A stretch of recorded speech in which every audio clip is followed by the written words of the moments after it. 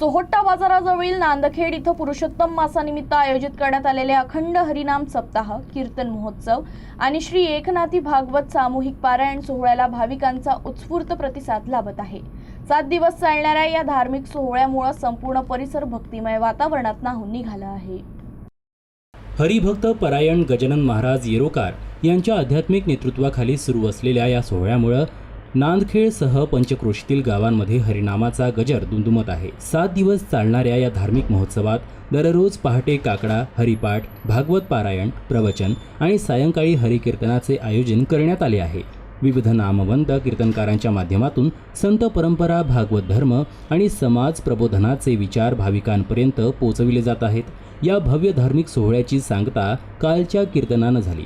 या कीर्तनाचे विशेष आकर्षण म्हणजे संत श्रेष्ठ एकनाथ महाराजांचे वंशज हरिभक्त परायण योगीराज महाराज गोसावी यांची उपस्थिती आणि मार्गदर्शन होय। त्यांच्या रसाळ वाणीतील कीर्तनाचा लाभ घेण्यासाठी पंचक्रोशीतील वारकरी, शेतकरी आणि भाविक उपस्थित होते। धार्मिक, सामाजिक आणि आध्यात्मिक एकात्मतेचा संदेश देणाऱ्या या सोहळ्यामुळे नांदखेड गावाला यात्रेचं स्वरूप प्राप्त झालं।